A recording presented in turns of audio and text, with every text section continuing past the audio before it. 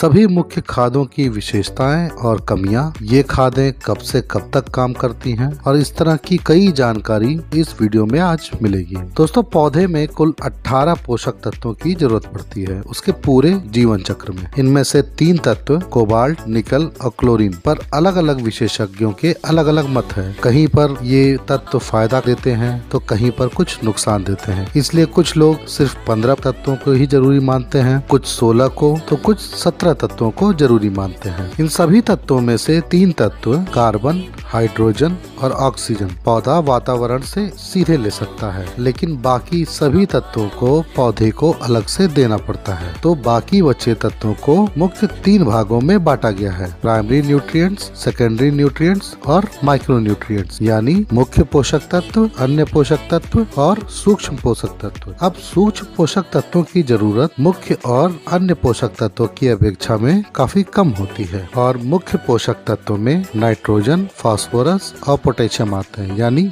NPK, और अन्य पोषक तत्वों में कैल्शियम, मैग्नीशियम और सल्फर होते हैं। इसके अलावा copper, iron, boron, manganese, zinc, molybdenum, cobalt, निकल और क्लोरीन को सूक्ष्म पोषक तत्व कहा जाता है। कार्बन, हाइड्रोजन और ऑक्सीजन क्योंकि हवा से मिल जाते हैं इसलिए इन्हें अलग रखा जाता है। तो शुरुआत करते हैं दोस्तों नाइट्रोजन से। पौधा नाइट्रोजन नाइट्रेट फॉर्म में या नाइट्राइट फॉर्म में या अमोनियम फॉर्म में, इन्हीं 3 रूप में पौधा नाइट्रोजन ले पाता है और इसलिए वातावरण में 78% नाइट्रोजन होने के बावजूद भी पौधा इसे नहीं ले पाता क्योंकि वो इस फॉर्म में इसको नहीं मिल पाता। नाइट्रोजन दोस्तों क्लोरोफिल का एक मुख्य तत्व है। इसका मतलब नाइट्रोजन की कमी यानी क्लोरोफिल की कमी, और क्लोरोफिल के बिना खाना बनाना पौधे को संभव नहीं है और बिना खाने के पौधे का मरना तो तय है ही। पौधा सभी तत्वों में से नाइट्रोजन को सबसे ज्यादा इस्तेमाल करता है। पौधे के लगभग हर हिस्से के विकास के लिए नाइट्रोजन अति आवश्यक होता है, चाहे वो जड़ हो, तना हो या फिर पत्तियां हो। इसकी कमी को पूरा करने के लिए साधारण तौर पे यूरिया का इस्तेमाल किया जाता है, जिसमें 46% नाइट्रोजन होता है। यूरिया डालने के 3 से 4 दिन बाद ये काम करना शुरू करता है और लगभग 20 दिन तक काम करता है। ध्यान दीजिएगा, रासायनिक खादों में दोस्तों ये खासियत होती है कि एक बार कोई दाना नमी पा गया और रिएक्शन शुरू हो गई तो एक चेन रिएक्शन यानी एक श्रृंखला चालू हो जाती है, जिससे फिर से नमी की जरूरत नहीं पड़ती है। अब रिसर्च में तो यहाँ तक पाया गया है कि अगर 6% नमी भी आपकी मिट्टी में है तो भी यूरिया एक्टिवेट यानी सक्रिय हो जाता है। लेकिन दोस्तों यूरिया लगातार इस्तेमाल करने से आपके मिट्टी का पीएच घट जाता है। हालांकि यूरिया खुद न्यूट्रल होता है, यानी इसका पीएच 7 के आसपास होता है। दोस्तों यूरिया का इस्तेमाल नर्सरी में नहीं करना चाहिए। नए पौधों के जड़ों के पास यदि यूरिया का दाना पड़ जाए तो वह पौधे को जला भी सकता है और इसके इस्तेमाल के बीच में आपको 20 दिन का अंतर कम से कम रखना ही चाहिए, क्योंकि इसकी अधिकता से भी कई दिक्कतें पौधे पर आ सकती हैं। अब अगला तत्व है दोस्तों फास्फोरस। ये पौधा 2 रूप में लेता है, डाइहाइड्रेटेड फास्फेट और हाइड्रोजन फास्फेट। इसका मुख्य स्रोत आज के युग में डाई अमोनियम फास्फेट यानी DAP को माना जाता है, जिसमें 18% नाइट्रोजन और 46% फास्फोरस होता है। और इस प्रकार के सभी खाद जिसमें 2 या 2 से अधिक तत्व एक साथ आते हैं उन्हें कॉम्प्लेक्स फर्टिलाइजर या जटिल खाद भी कहते हैं। इन खादों में सभी तत्वों को अलग अलग तरीकों से अलग अलग बांध कर रखा जाता है। उदाहरण के तौर पर अगर आप चीनी को पानी में डालते हैं तो चीनी पानी में घुल जाएगी, यानी एक रिएक्शन हो जाएगा। लेकिन अगर वही चीनी आप पॉलिथीन में पैक करके फिर पानी में डालेंगे तो चीनी उसी तरह बनी रहेगी और पानी के अंदर भी रहेगी। तो आप ऐसे समझ सकते हैं कि 2 अलग अलग तत्वों को अलग अलग रासायनिक प्रक्रियाओं से बांध कर फिर एक साथ मिलाया जाता है ताकि वे आपस में रिएक्शन ना करें। इस तरह की खादों को कॉम्प्लेक्स खाद यानी जटिल खाद कहा जाता है। इनके उदाहरण DAP, NPK 12-32-16, 19-19-19, 12-61-0 या 10-26-26। अब DAP में जो 18% नाइट्रोजन होता है उसमें 15.5% अमोनियम नाइट्रेट होता है और 46% फास्फोरस में से 39.5 यानी 39.5% पानी में घुलता है और बाकी मिट्टी में ही जाकर घुलता है। इसलिए DAP धीरे धीरे पौधों में 7 दिन में लगना शुरू होता है और इसका असर 4 से 5 महीने तक चलता है। यहाँ तक कि PSB यानी फॉस्फेट सोलुलाइजिंग बैक्टीरिया, इनकी मदद से आप पहले के DAP जो आपने पहले खेत में डाली है उस DAP का भी इस्तेमाल आप अपनी तुरंत की फसल में कर सकते हैं। दोस्तों दोस्तों फास्फोरस पौधे के संपूर्ण बढ़वार में मदद करता है और जड़ों के विकास में और बीज के बनने में इसकी भूमिका सबसे अहम होती है। इसका पीएच डीएपी का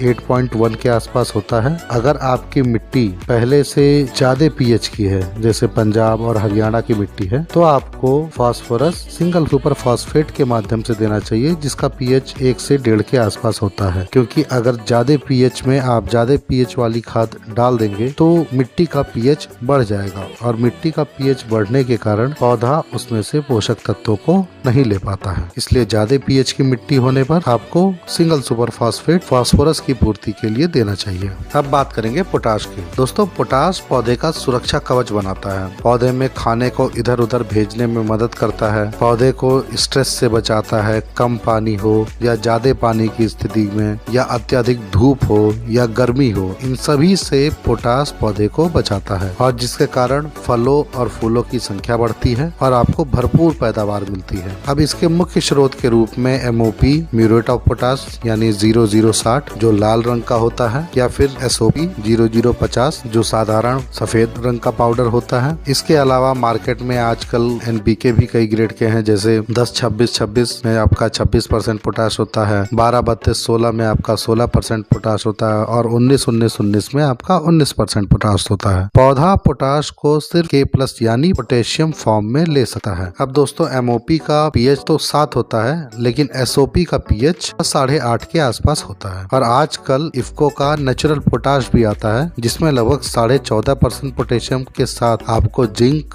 लोहा, तांबा, मैग्नीज की भी कुछ मात्रा आपको इसमें मिल जाती है, जो पौधे की रोग प्रतिरोधक क्षमता को और अच्छा विकसित करने में मदद करता है। और सबसे अच्छी बात है कि इसका पीएच भी आपका न्यूट्रल होता है। लेकिन नाइट्रोजन की तरह पोटाश मिट्टी में फैल नहीं सकता, जिसके कारण अगर आपने पोटाश ऊपर से दिया है और पानी कम है तो वह पौधे की जड़ तक नहीं पहुंच पाता है। इसलिए पोटाश को हमेशा कोशिश ये करनी चाहिए कि मिट्टी में ही दे, ताकि पौधे की जड़ें पोटाश को आराम से पा सके। अब दोस्तों पोटाश का जो क्लोराइड फॉर्म होता है यानी म्यूरेट ऑफ पोटाश, इसको समुद्र के किनारे जो इलाके होते हैं वहाँ पे इसका इस्तेमाल ज्यादा नहीं करना चाहिए, क्योंकि ये रिसर्च में पाया गया है कि समुद्र के किनारे क्लोरीन की मात्रा ऐसे ही ज्यादा होती है और अगर आप एमओपी यूज करते हैं तो क्लोरीन की अधिकता के कारण आपकी कुछ फसलें जैसे आलू हुआ, तंबाकू है या सिट्रस फ्रूट यानी संतरा, मौसमी, किन्नू, नींबू जैसी बागवानी फसलें जो होती हैं, इन पे क्लोरीन बुरा असर डालती है। इसलिए अगर आप तटीय क्षेत्र के पास रहते हैं तो आप एसओपी यानी सल्फेट ऑफ पोटाश या फिर एनपीके का इस्तेमाल कर सकते हैं। अब दोस्तों एमओपी और एसओपी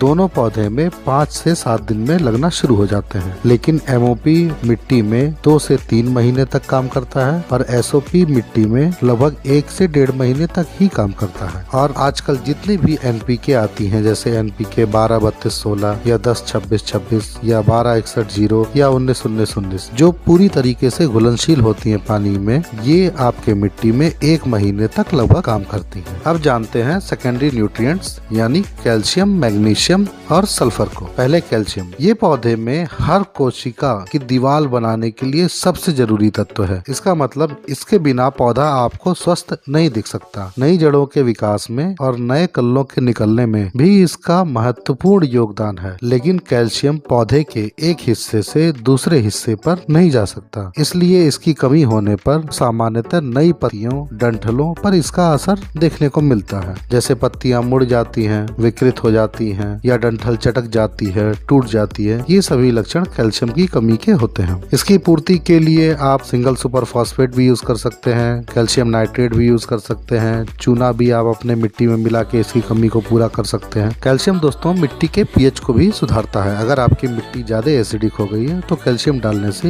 ये उसके असर को न्यूट्रल करता है। इसी तरह मैग्नीशियम पौधे को खाना पहुँचाने में मदद करता है और क्लोरोफिल में भी मैग्नीशियम एक मुख्य तत्व होता है। इसका मतलब इसकी कमी से क्लोरोफिल की कमी होने का डर रहता है और क्लोरोफिल की कमी मतलब पीलापन, खाना ना बना पाना, जिसके कारण पौधे में कई दिक्कतें आना तय होती है। इसकी कमी से पत्तियों की नसें हरी और बाकी पत्ती पीली हो जाती है और फिर सूख जाती है। बीजों के बनते समय भी मैग्नीशियम की काफी अच्छी जरूरत होती है। इसकी जरूरत सामान्यतः मैग्नीशियम सल्फेट डालकर पूरी की जाती है। अब दोस्तों बारी है सल्फर की, और सल्फर को कई लोग तो चौथा मुख्य तत्व भी मानते हैं एनपीके के बाद, क्योंकि इसकी जरूरत एमिनो एसिड्स, प्रोटीन और तेल बनाने में बहुत ज्यादा होती है। यहाँ तक कि कुछ एंजाइम और विटामिन को भी पौधे को बनाने के लिए इसकी जरूरत पड़ती है। और एक तरीके से कहा जाए तो क्लोरोफिल को भी बनाने के लिए सल्फर की जरूरत पड़ती है। हालांकि सीधे तौर पे नहीं पड़ती है, लेकिन इनडायरेक्ट तरीके से सल्फर की जरूरत भी पड़ती है। और हम इंसानों में और जानवरों में भी